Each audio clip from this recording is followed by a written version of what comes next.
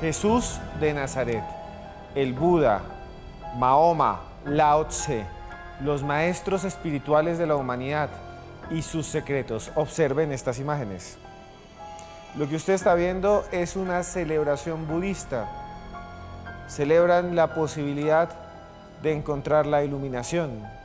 Es impresionante, sucede en Tailandia. Los seres humanos siempre hemos querido encontrar la luz y dicen que hubo seres sobre esta tierra que nos enseñaron ese camino. ¿De dónde vinieron? ¿Cuáles fueron sus enseñanzas? ¿Y cuáles son sus misterios? Bienvenidos a Más Allá. Vean esto hasta el final.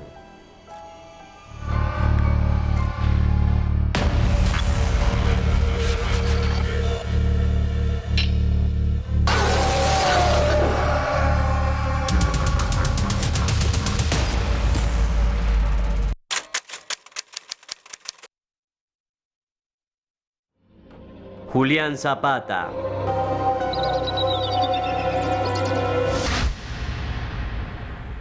Uno de los grandes misterios de la humanidad son esas personas que estuvieron aquí, que ya no están, pero que dejaron enseñanzas que cambiaron la vida de miles de millones de individuos. Estamos hablando de un puñado de seres humanos que con su palabra, con sus acciones y a veces, para muchos, con eventos paranormales, sobrenaturales, incidieron y transformaron la historia. Jesús de Nazaret, que camina sobre el agua, que cura. Mahoma, que también trae una gran cantidad de enseñanzas. Buda, que habla de la iluminación, que habla del ciclo eterno de la reencarnación que tiene un final para él. También de Lao Tse, un ser extraño que puso una de las primeras piedras de las filosofías de Oriente y que se supone desapareció. Un día se fue y desapareció en medio de las tinieblas, en medio de neblinas eternas, perdido en un desierto. ¿Quiénes eran estos sujetos? Muchos dirán, eran sabios, otros dirán, eran alienígenas, dicen algunos, otros dirán, eran grandes maestros encarnados, otros simplemente hijos de Dios o Dios mismo caminando sobre la tierra. Depende usted en qué crea. Y hoy vamos a hablar de eso, de los grandes maestros espirituales de la humanidad. ¿Verdad, Joana? Don Esteban Cruz, así es. Y yo sí quiero hacer un llamado a la reflexión aquí en este programa, Esteban, antes de iniciar, y es que no vamos a ahondar sobre fuentes religiosas, es decir, aquí no vamos a decir cuál es mejor, cuál es peor, porque no vamos a seguir ningún tipo de corriente religiosa, simplemente vamos a contar la historia de estas personas que indiscutiblemente cambiaron el mundo, que llegaron para transformar creencias y que hasta el día de hoy pues seguimos hablando de ellos después de tanto tiempo, sin hablar, por supuesto, de religiones ni meternos en ese tipo de temas. Sí, más que dogmas, más que hablar de algo dogmático, más que tratar de que ustedes sigan alguna religión, lo que queremos mostrar son las historias de los grandes maestros espirituales, que están llenas de misterios. Todos ellos hablan de algo sobrenatural, de Dios. Todos ellos hablan sobre la posibilidad de que existan planos espirituales, cielo, infierno, nirvana. Todos ellos hablan de la presencia también de entidades espirituales, desde demonios a ángeles, en casi todas estas experiencias que vamos a presentarles a continuación. Iniciemos entonces este viaje con esta nota. En este tenemos otra nota. Jesús, Buda, Mahoma, 3 maestros que cambiaron la historia, 3 personas que transformaron a la humanidad. Iluminados, profetas, mesías. Sus enseñanzas se extienden a través del espacio y el tiempo. Sus vidas son faros en la penumbra, recordándonos que incluso en los momentos más oscuros hay un camino hacia la claridad, la paz y el amor.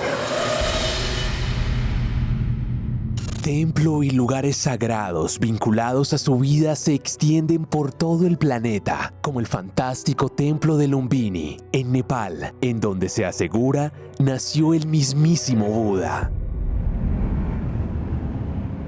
Lugares sagrados, de trascendencia y poder, en donde muchos aseguran observar extrañas apariciones y fenómenos paranormales. Fenómenos cósmicos y místicos que parecen estar conectados con el fenómeno ovni y energías divinas. Acompáñanos esta noche a explorar la vida y las enseñanzas de los maestros espirituales de la humanidad.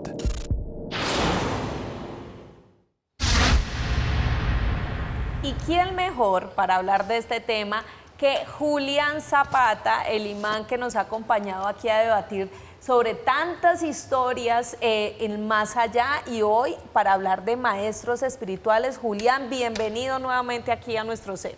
Assalamu alaikum wa rahmatullahi wa barakatuh. Muy complacido, mi querida Johanna, maestro Esteban, por esta invitación para hablar de temas esenciales y trascendentales para la humanidad y los misterios y el más allá. Sin estos temas como los que vamos a hablar hoy de los grandes maestros espirituales, no podemos hablar ni del más allá ni del más acá. Exacto, Julián, y quería empezar por eso. ¿Qué es un maestro espiritual? ¿Cómo podríamos definir esa palabra? A ver, los maestros espirituales, hoy se habla genéricamente de ellos, pero para hablar de los grandes maestros espirituales son aquellos seres, aquellos iniciados, aquellos profetas que conectaron la sabiduría de los cielos con la tierra, primero que todo. O sea, conectaron el cosmos, el macrocosmos con el microcosmos. Y le transmitieron a la humanidad enseñanzas, tuvieron discípulos, y esos discípulos pues diseminaron sus enseñanzas por toda su región, su país, su continente y el mundo. Trascendieron. Algunos de ellos se pierden en la noche de los tiempos, ¿sí? Ya no se sabe con exactitud si nacieron hace 6 siglos, 7 siglos antes de Jesús, o 1000 años, como el caso de Lao Tse y Buda. Siempre hay misterios sobre ellos, o Zoroastro, para dar un ejemplo.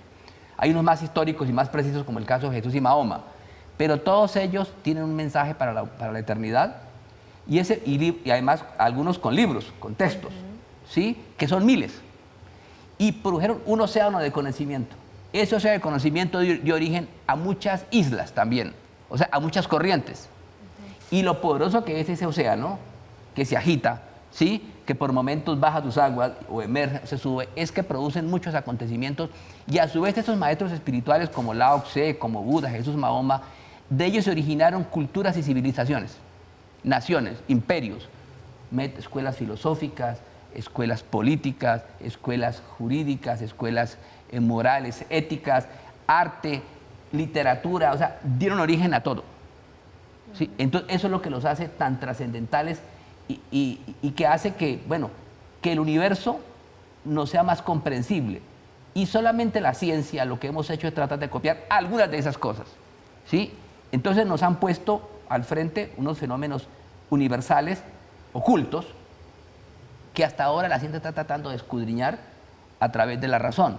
Le hablaron a todo el mundo. Y otra particularidad que tienen estos maestros espirituales es que le hablaron a algunos con pensamiento profundo que entendieron su mensaje místico, oculto, de acuerdo con su nivel de comprensión. Y al común de la gente se dirigió con mensajes muy sencillos.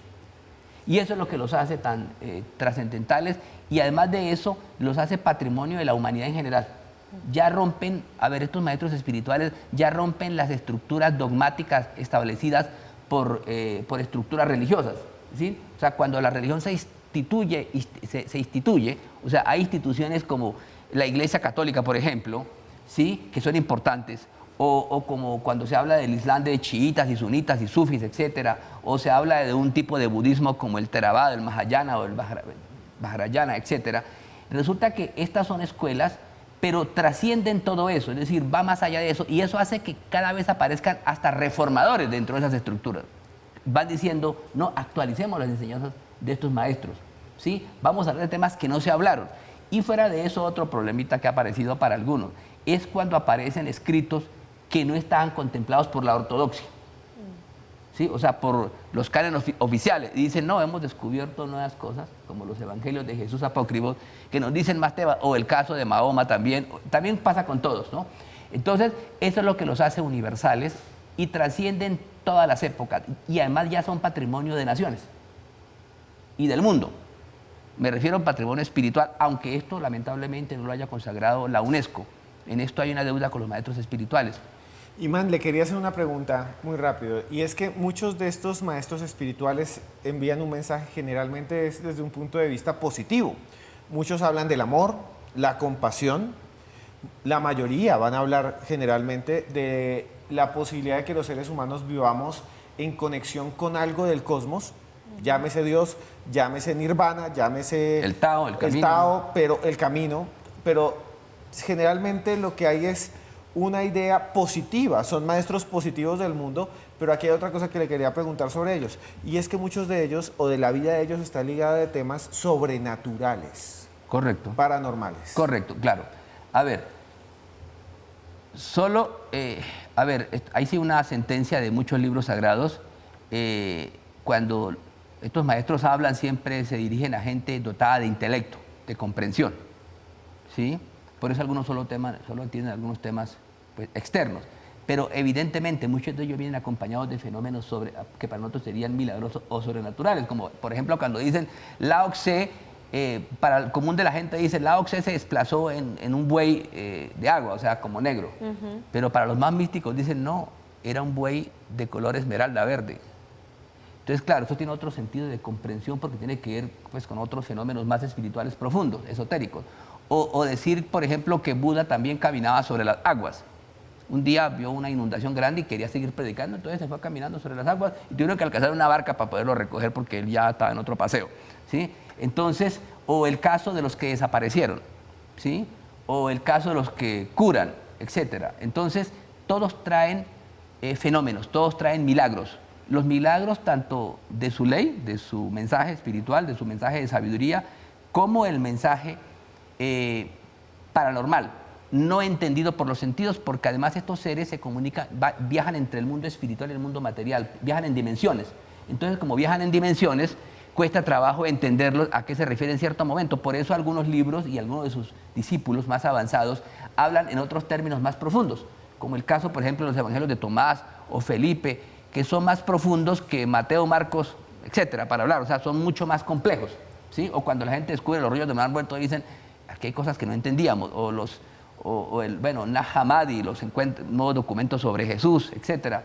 Ocurre también, por ejemplo, cuando se debate una civilización tan rica como la China, ¿por qué está construida sobre gigantes como Lao Tse, Buda y Confucio? Y hay otra cosa importante, en la medida en que una civilización logró entender esos maestros, esa civilización se hizo grande. Por eso el renacimiento de China no es solamente un tema económico. No, la gente piensa que es un tema material. No, es que están apoyados y van sobre el lomo de gigantes, de tigres, de dragones. A propósito, el próximo año es el año del dragón chino. Entonces, es muy oportuno, Johanna y Esteban, hablar de estos temas, porque resulta que el próximo año es el año del dragón chino, año 2024, ¿sí? Entonces, resulta que estos personajes son eso.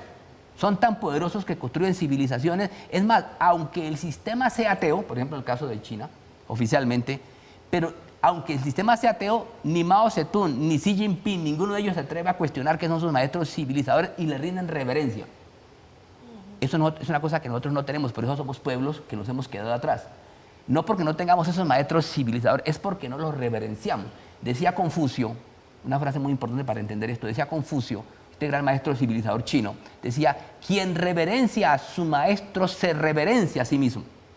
Esa es la crisis de Colombia o de estos pueblos, que no reverenciamos a Bochica, ¿sí? O no reverenciamos a Quetzalcóatl, a Cuculcano, a Yurupari para colocar, o algunas madres, como el caso de Bachué, etc. Entonces, la crisis de una civilización depende de no reconocer estos maestros. Hace poco me sorprendió una imagen en China de que el gobierno chino, siendo ateo, escuchen esto, siendo ateo, oficialmente, ¿no? Mandó esculpir una montaña con el rostro de Fuji. Fuji es un maestro legendario de la cultura china anterior a Lao Tse, ¿sí? O sea, fue el que enseñó la escritura, el I Ching, ese famoso libro de consulta y mística y sabiduría, etcétera, ¿no? Y enseñó la astrología, bueno, muchos temas. resulta que esculpió una montaña completa con el rostro de Fuji y es increíble las imágenes que quiero invitarlos a que las vean más adelante en el programa, porque hace que entendamos por qué, independientemente de la política que cambia con el tiempo, hay unos maestros que permanecen eternos. Esto es lo que hace fantástico a estas civilizaciones. Por eso hoy vemos que hay un renacer de potencias. Por eso no es casual que hoy aparezcan que han resurgido la China como potencia económica, la India, este tigre que llaman sin dientes de leche, los persas, los turcos, hay un renacimiento de México, hay un renacimiento, bueno, y hay una decadencia de otros. En el caso de Occidente. No porque no tengan grandes maestros, porque los olvidaron. O sea, en la medida en que una cultura, un país, olvida a sus grandes maestros sabios, pues entra en crisis, en decadencia. Y le quería preguntar, ya casi vamos a comerciales, pero antes de eso quiero hacerle una pregunta. Mejor, Joana, si quiere, Señor. más bien dejemos la pregunta en el aire para que la responda después, más adelante. ¿Qué piensa el imán sobre la teoría de que estas personas son especiales? Especiales porque son enviadas por Dios. O que estas personas son especiales porque llegaron a un nivel de iluminación increíble. O, muchos dicen, no son de esta tierra. Vamos a hablar de eso después, de comerciales, porque antes de eso les quiero presentar este libro que nos los envía Urano Ediciones, de Ken Moji, Nagomi, la filosofía japonesa, escuchen muy bien, de la felicidad, el Nagomi, que se lo regalo aquí al imán para que lo lea y después nos cuente qué piensa de esta filosofía. Nos vemos después de estos comerciales aquí en Más Allá.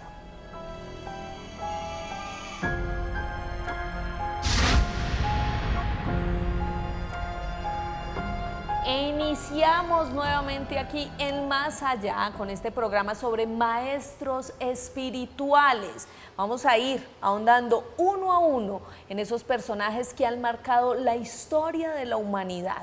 Vamos a iniciar con el primero, Lao Tse. Vamos a ver la nota y ya regresamos para analizar esta historia con nuestro invitado de hoy, Julián Zapata.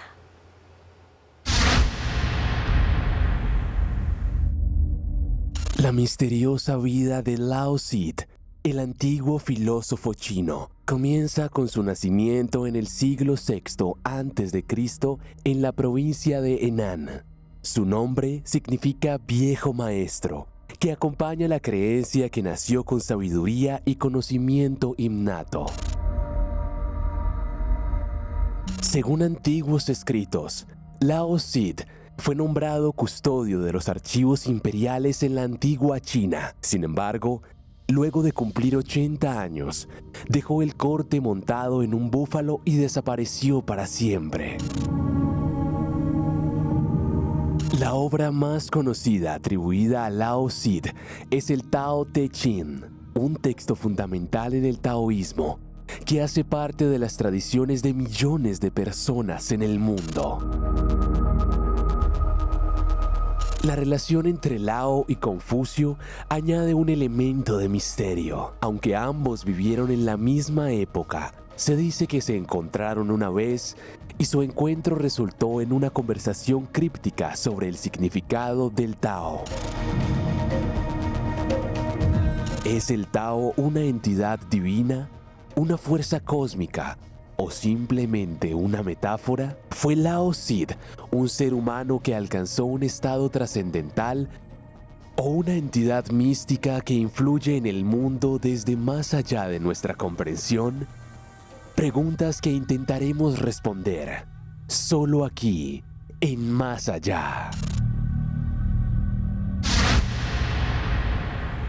Para hablar de Lao Tse o Lao Tse, como quieran decirle en inglés o como quieran ustedes pronunciar el nombre de este personaje histórico, tenemos que hablar del Tao. El Tao es una idea increíble que está en Oriente, una idea espiritual. Y por ese lado quiero comenzar, porque hay muchos misterios sobre Lao Tse. Podemos decir su desaparición, su encuentro supuesto con otros sabios, su relación misma con el reino en donde trabajaba y también sus supuestos milagros, aunque en Oriente se ven más a estos iniciados o a estos maestros espirituales como filósofos, más como filósofos que como mesías o como profetas. Quería preguntarle al imán eso. Lao Tse es un personaje asombroso, pero lo más asombroso es la idea del Tao, pienso yo. porque une a muchos de estos sabios espirituales. Todo en Lao Tse es asombroso. Su nacimiento, dice que estuvo en el vientre de su madre 80 años. Dice, bueno, ¿esto qué historia es? ¿Sí? Estamos en el terreno de la mística. ¿Sí? Pero de un momento actúa en el mundo, da sus enseñanzas, no quiere hacerse famoso. ¿Sí? Y el Tao sencillamente es un camino. Es un camino de sabiduría, pero es como una ley eterna también. De ese Tao es que sale el cosmos, la tierra, los cielos. Pero a su vez dice Lao Tse, no, pero a su vez esto no es el Tao, es algo mucho más grande. O sea, solo podemos hacer aproximaciones a ese Tao, ¿sí? A ese camino. Y lo asombroso de todo esto es cómo Lao Tse, en el encuentro que tiene con Confucio, evidentemente, como China ha tenido grandes maestros y tuvo uno muy antiguo, de hecho, el tema del Tao, no, el que viene a perfeccionarlo, evidentemente, es Lao Tse.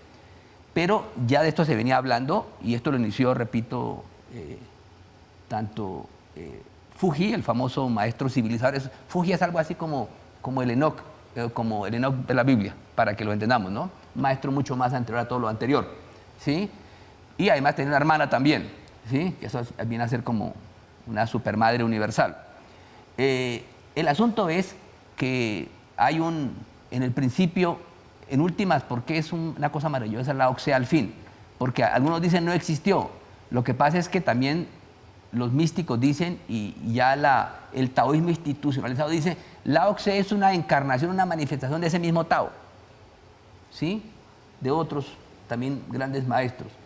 Y bueno, lo asombroso de todo esto es que la gente dice, pero ¿cómo un hombre de esta dimensión, después de tantos siglos, puede ejercer tanta influencia en China? Y sobre todo, pues junto con Fuji son los más referenciados. Confucio viene después.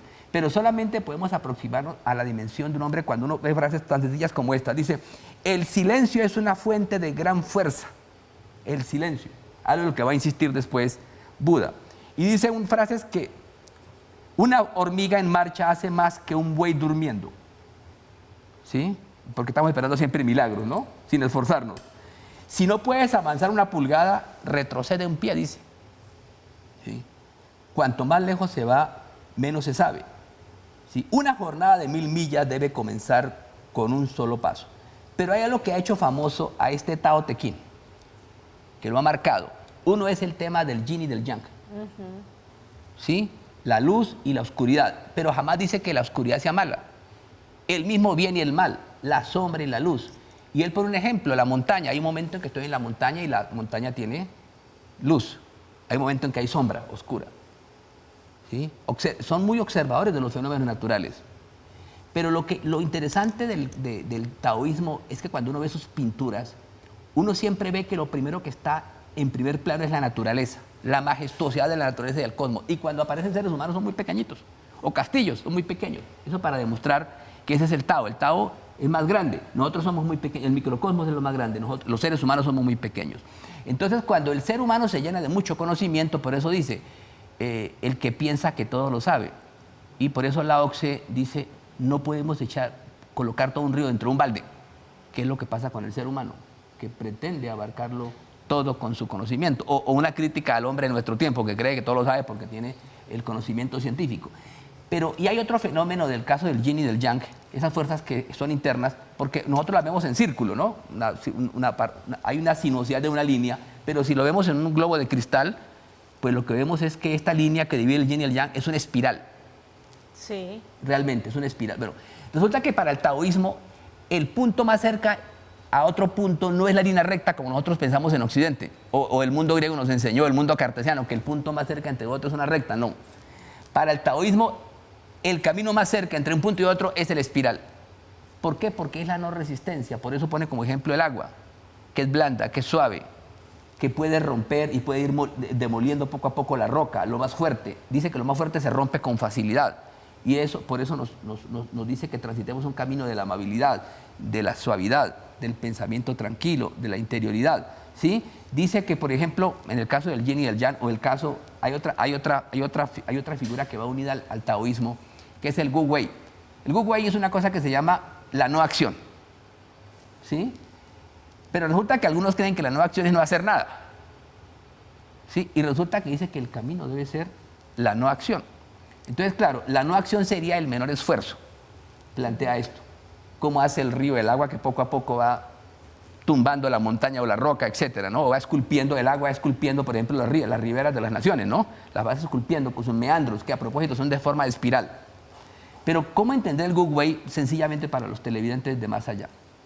A ver, un ejemplo muy sencillo que han dado algunos expertos en el tema es el caso de un niño que contempla una mariposa y ve una mariposa y el niño en su afán de coger la mariposa, pues se puede caer, se puede golpear, pero a su vez puede maltratar la mariposa o asustarla. Aquí el ejemplo del Gu-wei, de la no acción, es que si el niño se queda quieto y observa a la mariposa puede que se acerque a él y le muestre todo su esplendor, toda su riqueza, ¿sí? El poder que tiene. Ese se llama la no acción. No es no hacer nada. Aquí vendríamos en un asunto que es la no acción. La gente dice, bueno, hay muchos países latinoamericanos, está ahorita en elecciones. Para poner un ejemplo, la gente pensaría, la no acción es no participar, no hacer nada. No, dejo que esto siga así, que el garete, que esto siga en el caos. ¿Sí? Bueno, o criticando a los gobiernos durante muchos años y después van a votar por los mismos. En ese caso, la no acción sería decir, si no hay claridad, pues voto en blanco o hago algo, pero actúo. Es decir, debo actuar pero con suavidad, sin entrar en conflicto. Y aquí hay una cosa que hay una cosa que sorprendió de Lao Tse, son los temas que nos dicen que fue el primer anarquista de la historia. ¿Sí? ¿Por qué razón? Porque se atreve a cuestionar cosas como la siguiente. Dice que un líder debe ir atrás, no adelante. Debe mostrarse lo menos posible. ¿Sí? Que parezca que él no gobierna. Eso para romper los egos, porque el ego es el mayor de todos los males. Pero hay una cosa sorprendente con Lao Tse, es que dice una cosa como la siguiente sobre los gobiernos. Dice, cuantas más leyes y restricciones hay, la gente más pobre se hace. Es decir, que cuanto más cantidad de leyes hay, y eso lo decía también Confucio, cuanto más leyes tiene un país, más decadente es, más en crisis es. Piensen ustedes en un país como los nuestros, en América Latina, donde hay más de 2 millones de normas en cada país. Eso hace que ni siquiera los jueces terminen conociendo esto. Nadie termina, es un caos completo. Es decir, por eso las constituciones, algunos sostienen que las constituciones normalmente mejores son las más pequeñas, las que menos leyes tienen, más claridad, porque tienen equilibrios entre deberes y derechos, que es un tema concreto. Pero miren una cosa interesante con Lao Tse. Dice, cuantas más afiladas estén las armas de los hombres, más problemas hay en la tierra. Cuanto más ingeniosos y listos son los hombres, más cosas extrañas ocurren. Y cuantas más reglas y regulaciones, más ladrones y criminales. Ahora, este es el asunto. ¿Por qué hay tantos, desde la perspectiva de Lao Tse, esto parece anarquismo? Porque cuanto más leyes hay, porque hay que hacerles un código a cada uno. Entonces, imagínate hacerle un código a un profesor, un trabajador, un ingeniero, un médico. O sea, la gente termina olvidando. Entonces, bueno, entonces, ¿cuál es la regla rectora de todo esto? O sea, termina perdiendo la sabiduría original con tantas reglas y parágrafos. Esto es lo que cuestiona un hombre como Lao Tse, ¿sí? Y otros maestros de la humanidad. Entonces, el Tao es un camino que todos debemos seguir. Es un camino que existe. Y ese camino que existe es el del saber, la sabiduría profunda, ¿sí? El conocimiento profundo, pero ese Tao solamente es un reflejo, solamente conocemos parte de él y no tenemos afán. De hecho, Lao Tse desaparece, él mismo, su Tao Te Ching lo escribe no porque él quiera escribirlo, es porque alguien que lo escuchó, un funcionario del gobierno, del régimen, del imperio, además había muchas pugnas en esa época, en la China muy dividida, él quiere escapar y salir. Y cuando se llega a las fronteras de la parte noroccidental del mundo chino, un funcionario del imperio, del gobierno, lo reconoce y le dice, maestro, tú no sales de aquí si no escribes tu sabiduría porque la necesitamos. Entonces se sienta a escribirla. Esa es la razón, no porque él quisiera escribirla, dijo, porque en última dijo, tomo las cosas con tranquilidad, si no me entendieron, pero alguien le dice, escribe. Y ahí es donde viene el Tao Te Ching. Si alguien le pide que lo haga y esas memorias, esas sentencias son las que han venido asombrando al mundo en todas las épocas. Entonces, el camino del Tao, el camino de la sabiduría, el camino de la no acción, del yin y del yang, es lo que ha influido en muchos temas astrológicos, políticos, sociológicos, y bueno, y tan así que no veía el mal como los otros lo van a concebir otras religiones, otras tradiciones. No, decía que en el mismo mal hay bien, además porque nada es totalmente puro, ¿sí? O sea, en el mismo germen del mal puede estar el bien. Entonces, recomendaba, por ejemplo, en las guerras, no celebrar, decía que en las guerras no se debía celebrar los muertos con alegría, sino con tristeza, porque había que evitar hasta último momento la agresión. Y aún recibiendo la agresión, recibimos las consecuencias de utilizar la fuerza, luego era mejor no utilizarla. Pero si hay que recordar a los muertos, decía, recordemos las del otro bando también, decía, no solamente los nuestros, o sea, nuestros héroes.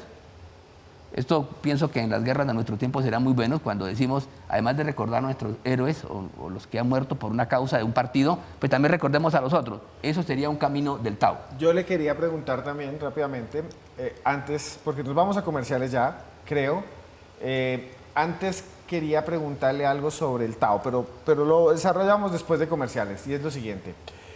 Existe, Imán, toda una idea de parte de estos grandes maestros de lo que es la justicia, de lo que es el amor, de lo que es el camino. En el fondo, todos nos enseñan un camino y ese es el Tao, un camino. Pero en el fondo, lo que a mí me parece, quiero que me lo responda después, es que todos ellos, en el fondo, dicen el mismo mensaje. O sea, puede haber nacido en China hace 2000 años y el otro nació hace 1500 en Oriente y el otro nació hace 3000 en América, pero todos llegan a un punto en común que es un mensaje similar, y ahí es donde todas las religiones del mundo, desde el punto de vista filosófico, místico, se encuentran en un punto, pienso. Pero eso me lo responde después de comerciales. Ya volvemos, esto es Más Allá.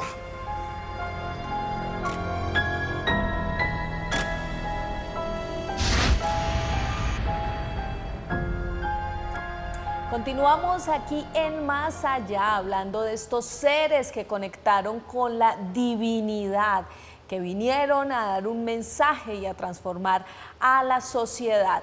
En este caso vamos a hablar de una persona que tenía ciertos beneficios económicos, un príncipe que decidió alejarse de todas esas riquezas y dedicarse en silencio a meditar, a pensar, a reflexionar y sobre todo a entender al otro. El iluminado, le decían, aquí está la nota de Buda y ya venimos a analizarla con Julián Zapata.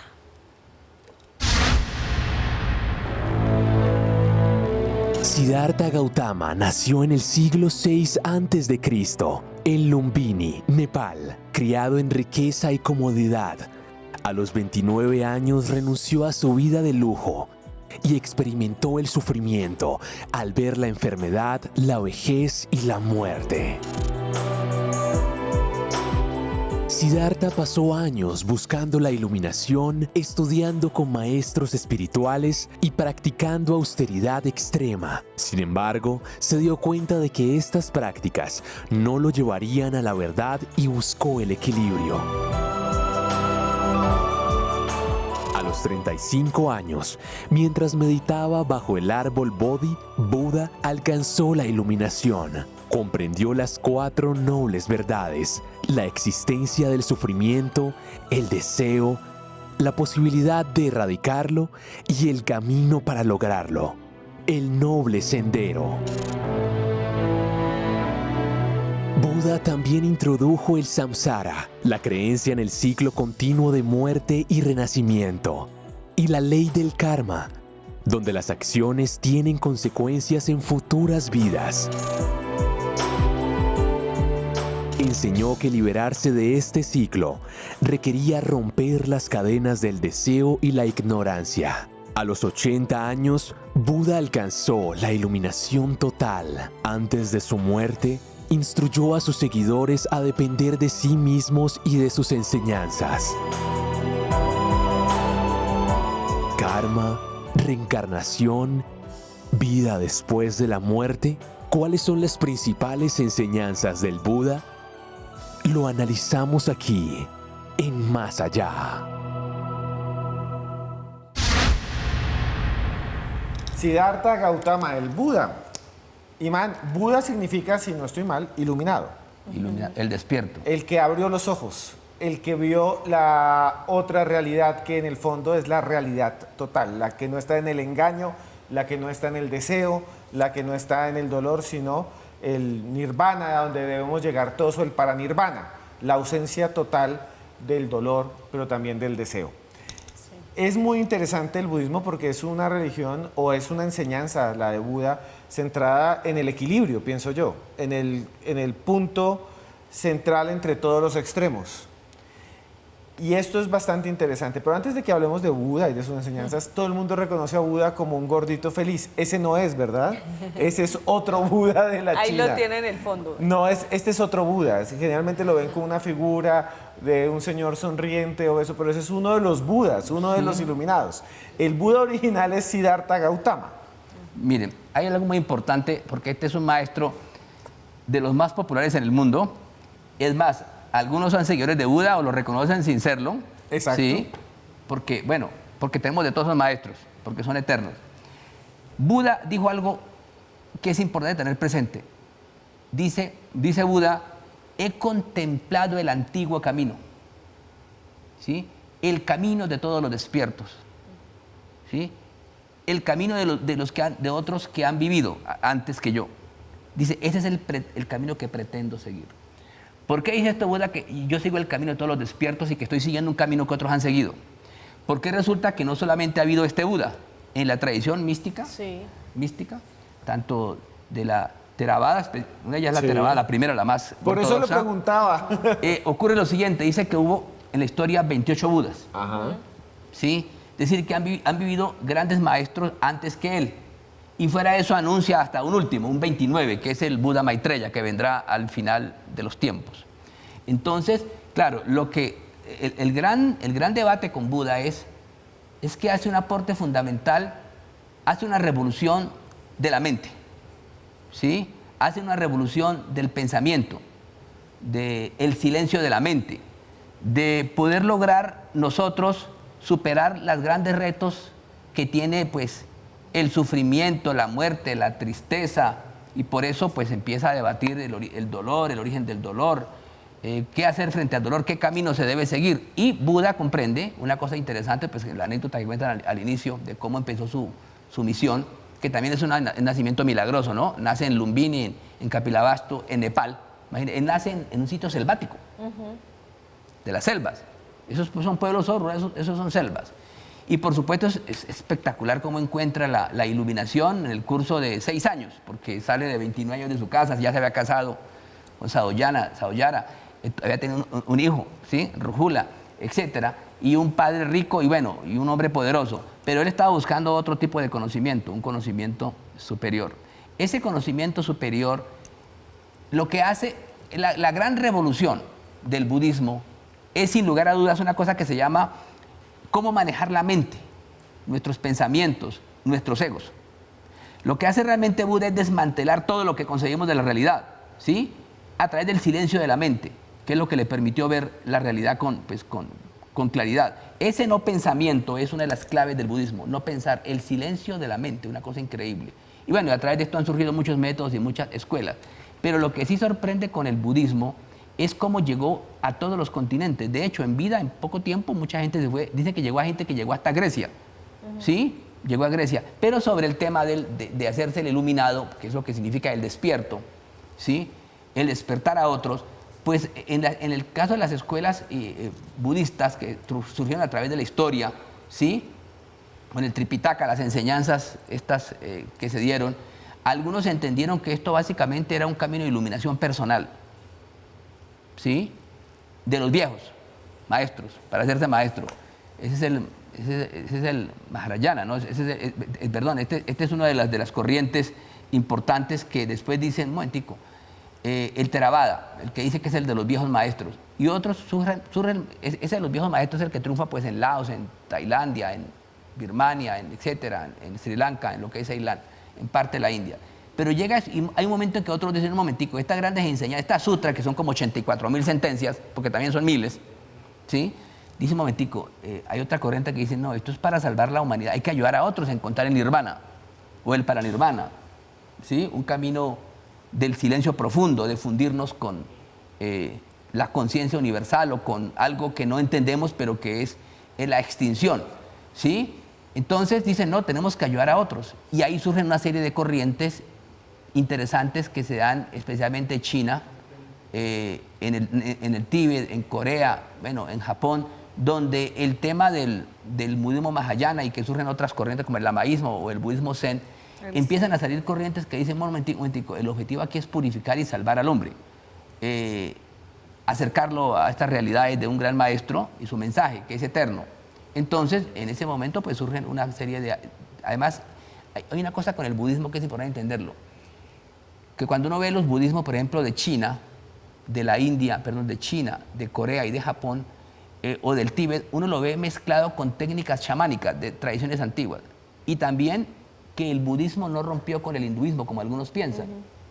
Tan no rompió, pues, que nació en una familia hindú, ¿sí? Del clan o los Yamuni eran kshatriyas, de la casta de los kshatriyas, de los guerreros. De hecho, debo aprender técnicas guerreras también Buda. Se sabe que aprendió técnicas, manejaba bien el arco, y etcétera, el caballo, etcétera. Manejaba el arte de la guerra porque era de esa casta. Eso le permitió entender mejor por qué razón todos los hombres deben ser iguales, que es la otra gran revolución de Buda, que todos los seres son iguales, porque lloran y sus lágrimas tienen sal. O porque su sangre tiene el mismo color, su color de la sangre es el mismo, o sea, dijo, todos son iguales. Esta es una lucha contra las castas, es una de sus grandes revoluciones.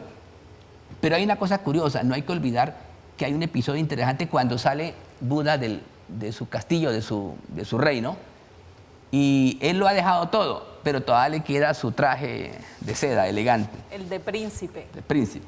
Y se encuentra con un viejo, que tiene un traje viejo, como raído, y le dice que lo cambiemos. Le dice el viejo. Buda cae en la cuenta, Gautama sabe, evidentemente, que le faltó eso. Se cambia el traje con el viejo, por un traje viejo. Después de que lo cambian y sigue adelante, cae en la cuenta que se acaba de encontrar con una figura histórica importante para el hinduismo, que es una manifestación de Shiva, que es nada más y nada menos que Indra. O sea, fue Indra el que se le apareció con un traje. Indra, una deidad muy famosa, que es una manifestación de Shiva, que es el maestro de las humanidades, el que crea las humanidades y las destruye, ¿sí? Que es muy importante. Sí, recuerda que hay una cosmovisión original del mundo de Brahma, el Dios supremo, Shiva, el Dios de las creaciones, y Vishnu, de las transformaciones, ¿no? Y en últimas, Buda es una manifestación para muchos hindúes. De hecho, algunos hindúes consideran que el budismo es una rama del hinduismo. Quiero hacer la aclaración porque hay muchas religiones en la India. Recuerda que la India es el mayor laboratorio de espiritualidades del mundo, pero ¿cómo ven los hindúes, por ejemplo, al budismo? Ellos dicen, el budismo es una corriente del hinduismo, y Buda es una manifestación de Vishnu, el que hace las revoluciones. Y en últimas dice, pues es una manifestación número 9. La manifestación número 9 de Vishnu es Buda, ¿sí? Entonces, aquí es cuando uno empieza a entender que no es que Buda, porque ahí dice, el budismo es una religión sin Dios, dice. No, lo que pasa es que Buda dice algo distinto. Buda lo que dice es que todas las explicaciones y definiciones sobre Dios no es Dios, que es algo distinto. O sea, ¿qué quiere decir? De hecho, la dicen las otras tradiciones espirituales, como lo vamos a ver. Los nombres de Dios en las otras tradiciones, como el caso del judaísmo y del islam, son aproximaciones. Entonces, todas las definiciones sobre Dios, dice Buda, no son Dios. Como todas las definiciones del Tao no son el Tao. Algo así más o menos, pues va a decir Buda. Pero lo que sorprende en todo este tema de las transformaciones es que, repito, no es que Buda niegue las deidades o el cielo como lo concibe o el creador como lo concibe el hinduismo. Es que sencillamente los pone en otro plano. Y él dice, no, si alcanzamos la iluminación, pues no necesitaremos pues exactamente de la ayuda de estos seres. Pero evidentemente sí tiene una conexión histórica, así como Jesús o Mahoma no rompieron con su pasado, o Lao Tse no rompió con Fuji, tampoco lo hace Buda, ¿sí? Eso es lo que hace armonioso todo este proceso y lo hace único en la historia humana. Tan así, es tan importante el tema del budismo y todas sus corrientes, como, porque son muchísimas, como otras tradiciones espirituales, que en el siglo XIX, un famoso filósofo alemán, Arturo Schopenhauer, llegó a decir, en el siglo XX, dijo, eso fue un pronóstico que él hizo, no se cumplió exactamente, pero lo dijo Schopenhauer, en el siglo XX, la religión mayoritaria, dijo, el budismo se tomará Europa. Evidentemente siempre ha influido el budismo en el mundo, ¿sí? Y citan a Buda, y Buda forma parte de la parafernalia de nuestros hogares occidentales y orientales, ¿no? Así alguien sea muy católico, puede tener un Buda, por ejemplo. En su decoración. ¿Cómo? La decoración. En la decoración. Pero hay algo que hace a Buda, escúchame. Es una alcancía. No, pero hay algo que hace a Buda que se acerque al individuo a resolver los problemas de nuestro tiempo. O sea, hay algo que hace que podamos resolver nuestro tiempo. Y es que Buda da unos consejos elementales. Dice, las cosas son como son. ¿Sí? O sea, nada de resistirnos a otras cosas, al sufrimiento. Dice, si crees que tienes un problema, entonces tienes un problema, decía Buda. Tiene toda la razón. O sea, porque si somatizamos un problema, tenemos teniéndolo, pero tenemos que enfrentarlo. Y también dice, el cambio comienza en ti mismo, dice Buda. Entonces son frases que hoy, por ejemplo, no hay mayor aprendizaje que equivocarse. Para Buda la mejor forma de aprender es equivocarse. ¿Sí? O dice, si algo no sucede como estaba previsto, significa que lo mejor está por llegar. Porque siempre estamos llegando, haciendo milagros. Y hay algo sorprendente con Buda, es que dice que aprecia el presente. O sea, no podemos quedarnos solo en el pasado o esperar el futuro, no, aprecia el presente. Y algo muy importante, por eso ven a Buda sonriente, sedente, ya esté acostado, lo ven sonriente. Es que hay que estar alegre, dice Buda, no hay por qué estar triste. Porque resulta que la tristeza, pues, consume demasiada energía, primero que todo. Ya sabemos que reírse, gastamos menos músculos sonriendo que estando disgustados. Entonces, hay que estar alegres. Y hay una frase para nuestro tiempo que es muy importante. Dice, no eres una víctima. No eres una víctima. Ese es un mensaje muy importante para nuestro tiempo, porque resulta que si hay un problema que tienen muchos en nuestro país es hacernos las víctimas. Hay un resentimiento permanente, echarle la culpa a los demás. No somos víctimas. Hay algo que ha pasado, lo cual somos responsables. Imán, ya volvemos porque nos quedan muy pocos minutos para cerrar. Vamos con comerciales y ya regresamos con usted para que nos responda la gran pregunta: ¿de dónde cree que vinieron estos seres? Pero sí, antes... señor. Antes, este libro, esta recomendación, Una maldición de plata y huesos. Una maldición de plata y huesos, de Urano. Lo consiguen en cualquier librería del país. Ya volvemos, esto es Más Allá.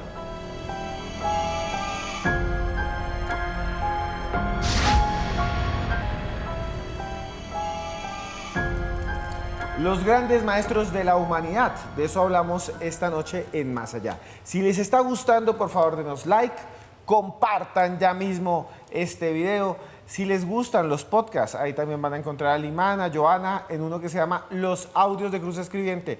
Coloquen en YouTube, Cruz Escribiente YouTube, Cruz Escribiente YouTube, y ahí se suscriben y es gratis y escuchan. Hay más de 200 podcasts disponibles para ustedes.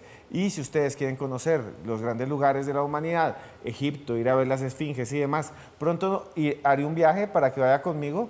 Síganme nada más en mis redes, @cruzescribiente. Ahí vamos a publicar todo para que se vaya conmigo a conocer las pirámides de Egipto y muchas cosas más. Por ahora, conozcan a alguien que ustedes ya seguramente han escuchado por nuestra cultura, Jesús de Nazaret.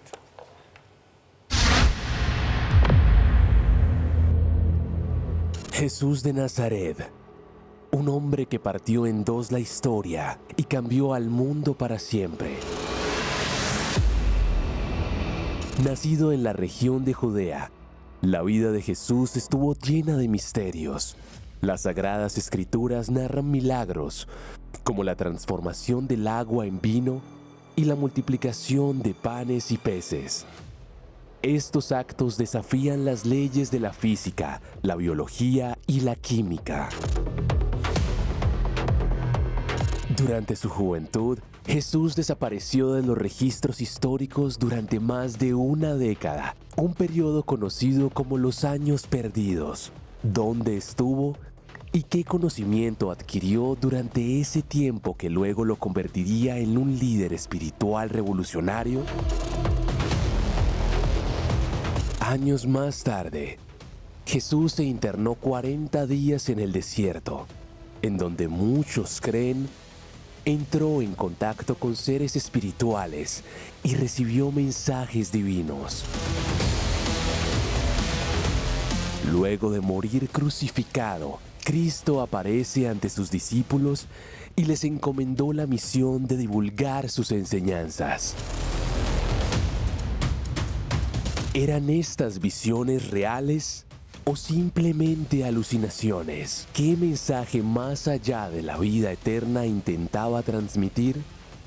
En Más Allá, los expertos debaten sus misterios.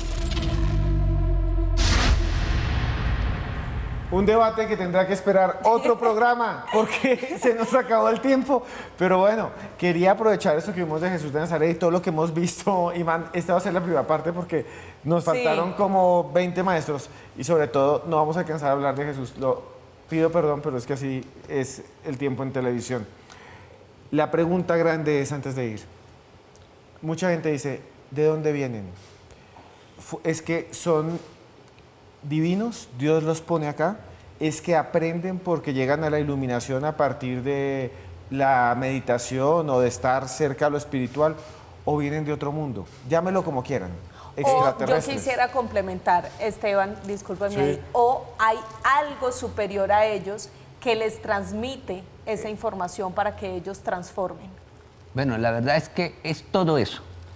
Ahí sí como el tema del Tao, que es todo. A ver, recordando aquí una frase de Jesús de Nazaret, del que hablaremos después: amarás a Dios con todo tu corazón, con toda tu alma y con todas tus fuerzas. Mira que aquí habla de 3 dimensiones: lo espiritual, el alma y la materia, cuerpo, alma y espíritu. A ver, estos seres evidentemente espiritualmente no son de este mundo, superan todo esto, ¿sí? Vienen de las estrellas. Ahora, ¿vienen de Sión o vienen de las Pléyades? Interesante, porque en estos mensajes encontramos referencias a estos lugares del universo, porque recuerdan que lo importante, estaban observando siempre el cosmos, ¿sí? Y en el caso del Tao es todo, o sea, el vacío, pero resulta que los cielos y la tierra vienen del cosmos. Y si Lao Tse es una manifestación del cosmos, del Tao, pues vienen del cosmos, ¿sí? Evidentemente. Ahora, el caso de Buda igual, porque habla de 29 Budas, ¿sí? Y resulta que hay una cantidad de eras, ellos han vivido muchísimas eras. Y la Tierra pues tiene un tema muy limitado de espacio y tiempo. Por eso estos seres en última lo que hicieron fue romper las fronteras entre los cielos y la tierra. Entonces, como estos seres como Jesús, como Mahoma, como Lao Tse, como Buda, rompieron las fronteras de los cielos y la tierra, pues vienen de lugares lejanos. Por eso la gente está relacionando ahora el mensaje cósmico de ellos, su cosmogonía, con las ciencias de nuestro tiempo. Entonces, nuestros científicos lo que están hasta ahora es tratando de entender quiénes son. Por eso, ¿qué es lo más cerca que ha estado el ser humano fuera del espacio? Lo más lejos es la Luna, el ser humano. O sea, haber visto la Luna desde la Tierra, desde la Luna, pues es una revolución porque rompió fronteras. ¿De acuerdo? Pues bien, estos grandes maestros rompieron todas las fronteras hace miles de años. Vienen de los cielos. Ahora, ¿son una manifestación de Dios? Es un debate. Ahora, a su vez recibieron otros maestros celestiales que les dictaron sus reglas, como en el caso de Jesús, o que tuvo la asistencia del ángel Gabriel, o de María, o el caso del ángel Gabriel para Mahoma, es otra cosa. Pero lo cierto es que son todo eso, vienen de las estrellas. Por eso ahora lo que estamos es solamente mirando un aspecto cósmico de estos seres, pero vienen de los cielos, de los universos. Imán, se nos acabó el tiempo. Muchas gracias. Esto es para otro programa. Gracias por estar acá. Muchas gracias, maestro Esteban. Gracias, Johanna, por esta generosa invitación para hablar de los maestros a los que nos debemos. En última, nosotros no somos sino alumnos de estos grandes maestros, ¿sí? Estamos transitando por el camino que ellos nos dejaron, nos construyeron. Muchas gracias, Imán Julián Zapata. Lo pueden buscar en sus redes sociales, lo pueden buscar en su página del centro de... Bueno, me pueden buscar sencillamente como Imán Julián Zapata con M, Imán, en las redes sociales, ahí aparecerá información. Pero ahora me encuentran, por supuesto, en Más Allá. Gracias. Gracias. Y en el Más Acá, también. Y a Johanna la encuentran en su podcast que se llama Ventana al Misterio. Sí, señor. Ventana al Misterio en YouTube. Ahí está todos los datos y videos con personajes como el señor Esteban Cruz, en el que analizamos diferentes temas de este tipo de periodismo. Bueno, nos vemos, señoras y señores. Y no olviden que por la más lejos que andemos, siempre habrá un más allá. Se les quiere.